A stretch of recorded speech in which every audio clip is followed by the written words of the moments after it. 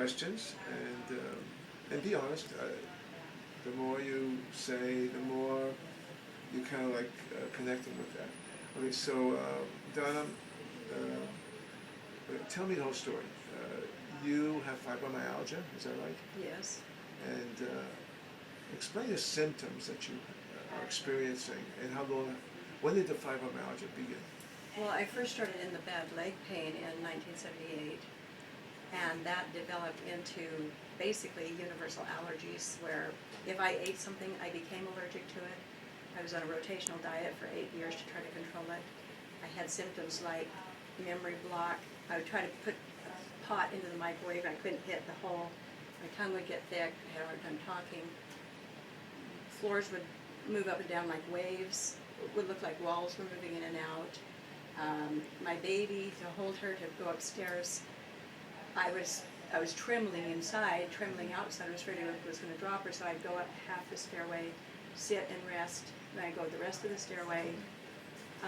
What do you, right now, you said you've done a few things, but right now, what do you feel? Tell me about what happens when you walk a long distance. Can you sleep? Do you have, where's the tension? Where's it hurt you? What do you have now that you... Right now I can do a mile. I can walk a mile at a moderate pace without serious results. I mean, I have aching when I get back, but if I go over that mile, then I get into serious pain in the legs, sometimes in the feet, sometimes in the back, and it may take 2-3 days, it may take a week. It depends on how much I rest in order for that to stop hurting.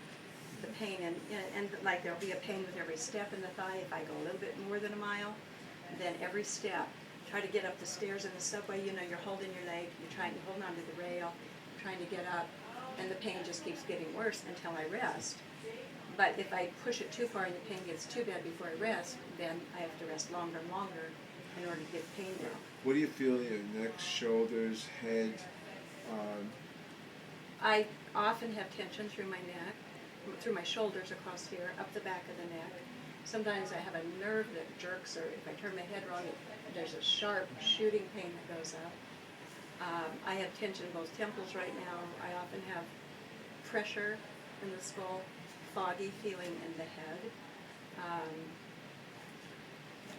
How is your focusing, concentration? Is that all kind of foggy also, or?